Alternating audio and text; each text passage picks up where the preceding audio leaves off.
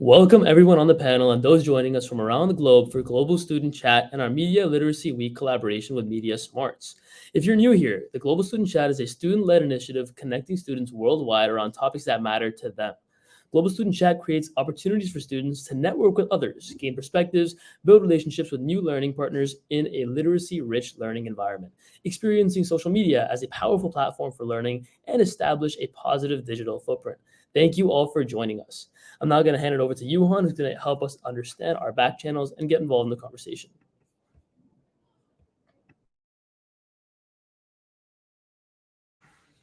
And Namia is going to take over from here, actually, because Yuhan's a little bit late to join us. Yep, sure. I'd love to take it over from here. Well, first of all, let me explain you how to chat with the Global Student Chat team on YouTube. If you're watching us on YouTube, you may sign in with the Google account and use the chat to come in to comment or ask a question. And if you want to chat with us on X, if you have X, formerly Twitter, follow the hashtag Global Student Chat to read the ideas, thoughts, and questions shared by others. We will use the question one, answer one format.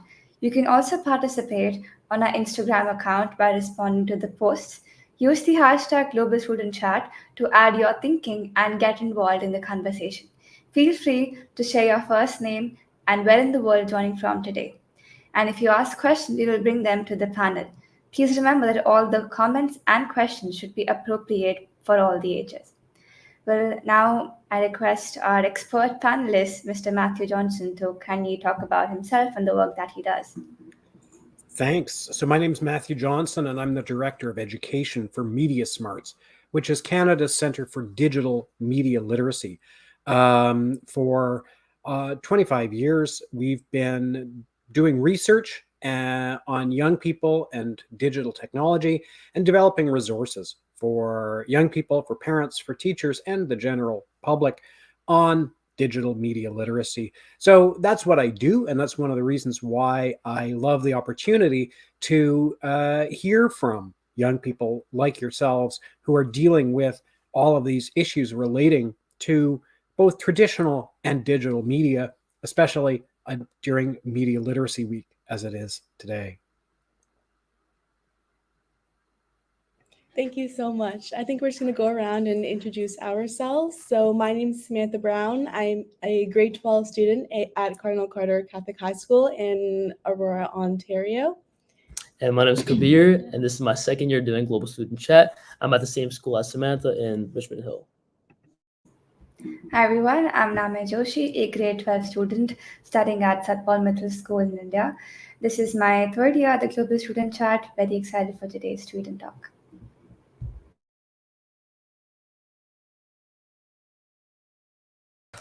Okay, my name is Natalie. My name is AJ. And we're 8th graders at Wrangell Sticking Middle School. And we've never done this before.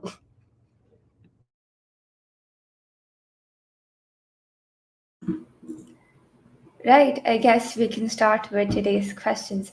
Oh, before that, we have the Tweet and Talk norms. So Samantha, would you take us through that? Yes, thank you. So we will have 30 minutes to discuss 3 questions. Active participation from all classes is how we learn. All comments made during the chat should be positive and productive. Use language that is inclusive and culturally appropriate. And we also welcome diverse opinions. So we ask that when challenging an idea, you respectfully disagree with the idea and not the individual person.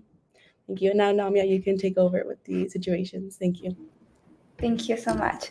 All right, so coming to our first situation. Well, you learn about a new artificial intelligence tool that will do your homework. So the legal age to sign up is 18. But do you think you should be able to use it? How would you apply Media Literacy Week framework, use, engage, understand, access, and verify to this situation? Well, I'd like to take this up first. So I think when I talk about use, I will first understand how the AI tool works and what is its intended purpose. My ultimate goal would be to understand the purpose, like is it designed to support me in academics or does it ultimately promote plagiarism? Second would be understand. So I will go on to recognize different ethical implications. of using such a tool, like would it align with my school's policies and values around learning. Third, when it's engaging, I'll consider discussing this with my teacher, my mentor, or my parents at home, that what are their thoughts on including such AI tools in education, or are there better ways that I can use this AI tool responsibly and not totally rely on it. When it comes to access, so as I'm aware that I'm under according to the platform's policy, so if a person is accessing the tool by falsifying misinformation, it can have consequences both legally and academically. And when it comes to verify, then the research, whether it is of an AI tool, is legitimate and the educational value is truly what it's supposed to be. And if there are reviews and reports given, it can help students learn and, of course, see if this tool is legitimate or not. And again, after I'm done learning about it, I'll share this information with others as well, so they're benefited about it.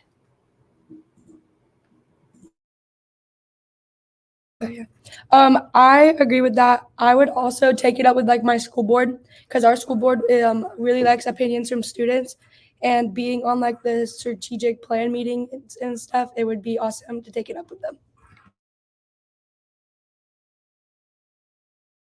Yeah, so just going off of what both of you said, the first thing I would use is probably Verify. Personally, I use AI to use data that I've collected and, for example, lessons from my teacher, and I make AI use or make for me mock quizzes and tests in order to prepare me for assessments. But if AI is doing your homework, it has to access sources that you did not give it. So this can cause inaccuracy. So another tool I would use is Access. So I think that accessing this tool would, first of all, be illegal if the age limit is 18. So you'd be breaking the law for something that isn't even 100% accurate.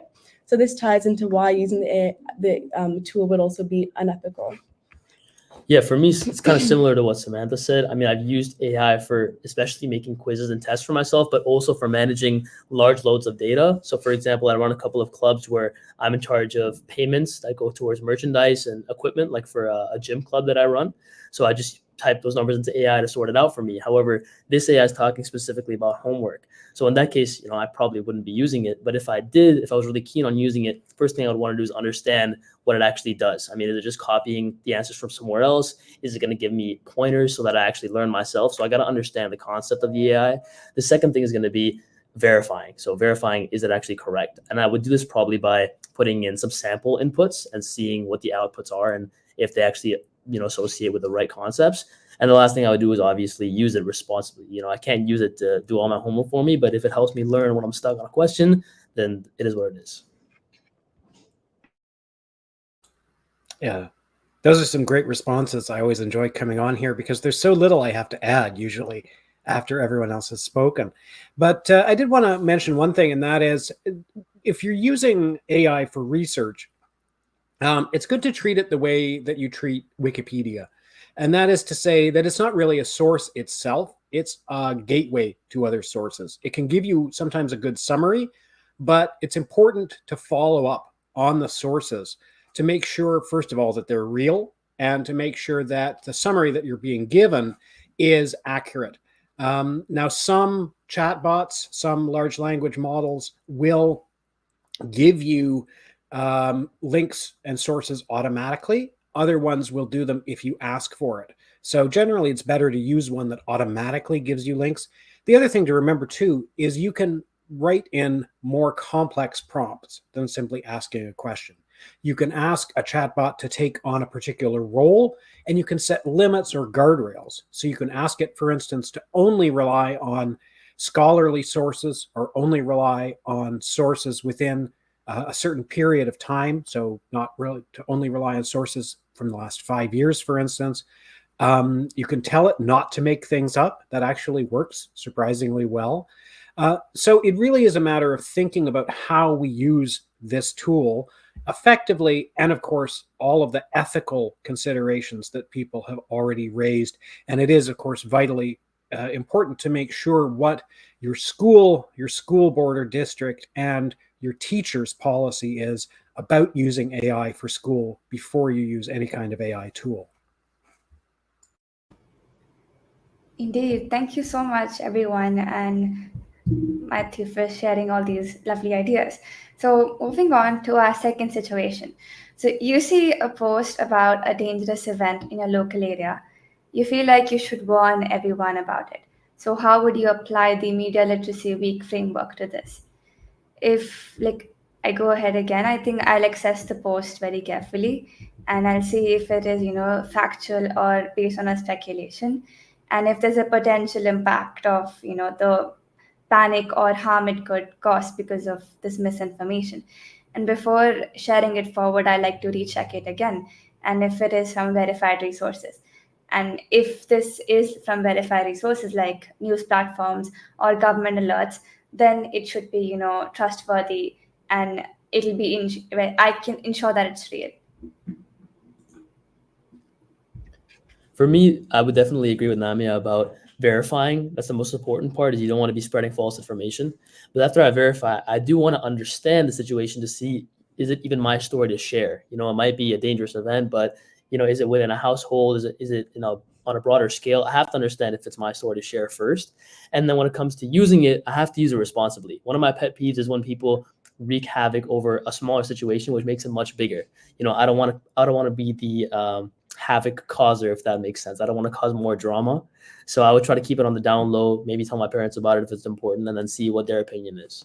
I was essentially going to say what he was going to say, but I would just add on maybe Engage. So a story or a time that I remember where Engage has actually benefited me in the school community was actually when there was firearm activity near our school.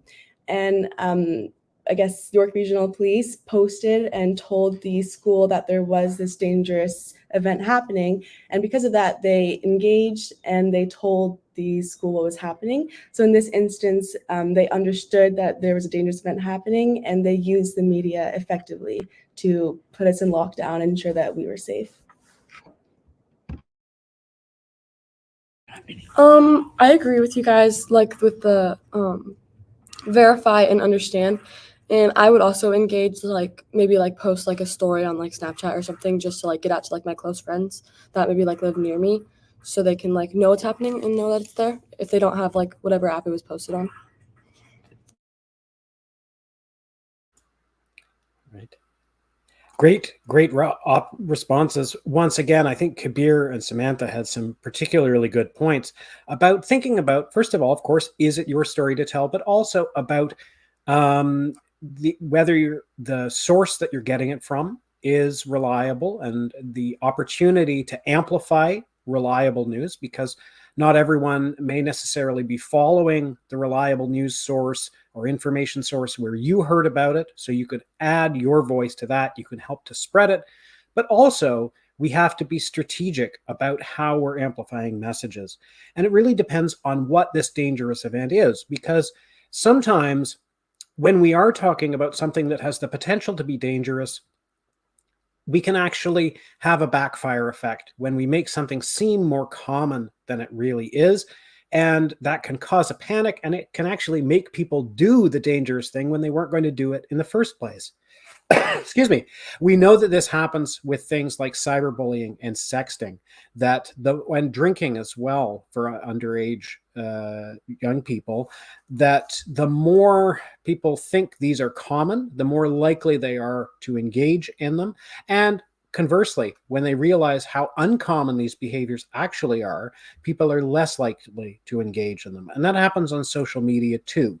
We've probably all seen examples of maybe news stories or things going around about challenges on TikTok or on other platforms.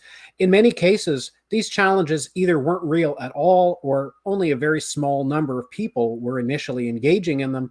And it was the warnings about them that may, in many cases, cause these to spread. So we have to think, first of all, am I actually adding fuel to the fire by spreading the word about this? But also, is there a way that I can spread the word without possibly making it seem a bigger deal than it is? So for instance, you don't have to spread the word on your public channels. You can reach out to people privately to let them know about it, to ask them questions. And we heard a really good a really good suggestion about talking to parents. You can also talk to teachers, other people who can help you come to a decision and figure out who are the best people to notify about something like this. I think that's a really good idea that you should know if you're adding fuel to the fire or actually you're helping to propagate the right news. And again, I think people say appearances can be deceptive, and unless you know the truthfulness behind it, it's better to not share an opinion or to actually, make a bigger thing out of it. So I think all the ideas that were shared were absolutely true and amazing. Well, coming to our third situation, that is, a celebrity with a large following posts about a very fast and easy weight loss diet. In the comments, people share their want to try the diet, while others are not so sure. How would you apply the media literacy week framework? Use, understand, engage, access, and verify. Well, this is quite relatable because these days on Instagram and on YouTube Shorts and TikTok, I guess people are sharing all of these things and how to get a better skin or how to lose weight fast. But then people are not sure if they want to try it at all because everybody has different perspective to it and how they want to take it. Well, when it comes to use, I think we should be cautious about these diet-related posts from non-expert sources because the celebrities may not have the expertise and they might just be promoting, the quick fix diets, but in the long run, they can be quite dangerous because you don't know what food item is going to react to your body. And when it comes to understand, we should understand the risks involved with the fast and easy weight loss because it's important that you focus on losing the weight naturally than going towards a diet that can harm you in the future. And engage with people, participate in conversations, talk to people about it. And you should look up to trusted sources on medical websites that does this actually work. And that's again, I think verify is the most important thing. That if you're able to check the claims made in the posts are backed by credible research, or are these effective, or are these safe for me? I definitely agree with what you said about verifying being the most important. I think, in social media, from what I can see, especially on TikTok, you can see when a product or something they're talking about is sponsored. So because sometimes some celebrities get paid to promote some things. So that's the first thing I would really want to know and I guess look deeper into. But I guess a little bit different than what Namia would do. I would personally choose not to engage. And again, because things like Instagram and TikTok, they have these algorithms that, let's say I interact with a post, then it's more likely that my friends will see this post as well. So if I comment on it or I share it or I like it, it's more likely that my friends will see it. So that's why personally I wouldn't choose to engage with it because I wouldn't want to promote that, especially if it's false. Yeah, for me, I'm very big into fitness, and I'm a big advocate for people trying, new trends or I guess new weight gaining, weight loss fads, whatever.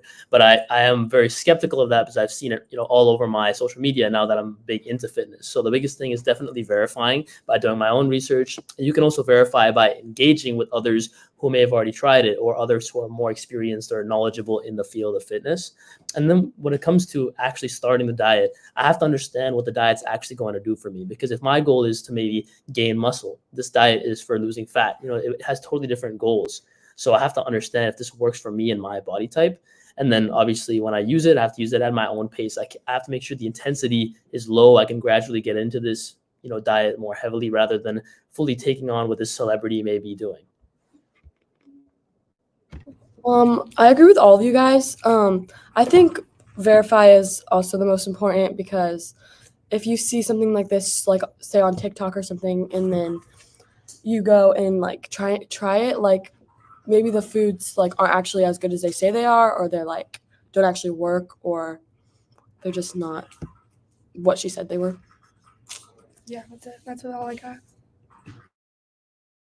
Yeah, I agree. Absolutely. We really do have to be cautious, particularly about health information online, because there is so much of a demand for it. We know from our research, young people seek out health information online, and it also comes to you through your social networks. It's really important to understand the idea of what makes a person an expert in different things, because even being a scientist or even being a doctor doesn't make you an expert in all of those fields. If you want advice, for instance, about your heart, you need to get advice from a cardiologist, not a dermatologist or someone else who would have good advice about your skin, for instance. So in this case, we're talking about a celebrity, someone who's famous for being famous, or maybe famous as an actor, famous as a musician. Unless you have good reason to think that they are a health expert on diet, or unless it's been informed by someone who has a good claim to expertise, then you really have to be cautious about it. You want to turn to expert sources, either doctors, scientists in the appropriate field, or organizations like the Canadian Medical Association, or this more specific medical associations that may have put out statements about things like weight loss. There are also good websites from individual hospitals and things like that. A lot of them are in pretty easy to understand language. I think that Samantha had a really good point about the risk of engaging, because if it's something in your feed but your friends wouldn't see it unless you engaged, you do have to think that by doing that, you're exposing them. So you may want to look at it and see, who of my other friends have already seen this? Who of my other friends follow this person? And decide, well, if it's most of them, then maybe it's worth responding in some way, because they already will have seen it. But if not, then you may leave it alone. And if you want to correct or debunk something without actually responding to it, you can always get a screenshot and then share that.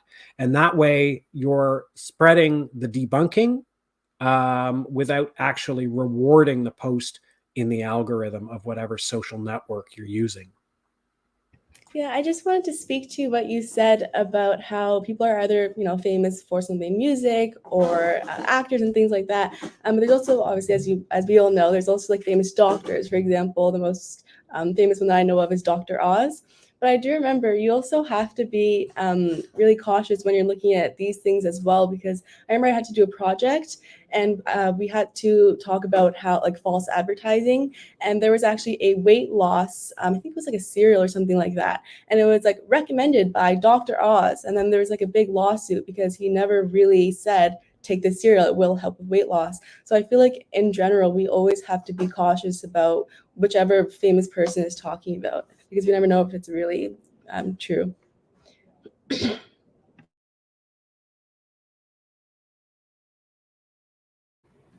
Thank you, Samantha. Thank you, Matthew. And thank you, everyone, for sharing your ideas on the third question. And I absolutely, enjoyed today's Written Talk. Well, thank you so much, everyone, for joining us today.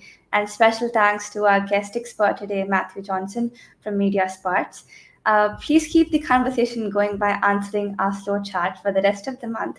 Be sure to use the hashtag Global Student Chat so our team can interact with you. We're looking forward to new members to our team. If you have opinions and are excited to share them, consider applying to be a part of a leadership team. If there's a topic you think you should cover, please reach out to us and let us know. Please follow us, connect us on social media, website globaledsschat.com, X formerly Twitter, @Global Student Chat, Instagram @Global Student Chat, and all of our live chats are available on our YouTube channel.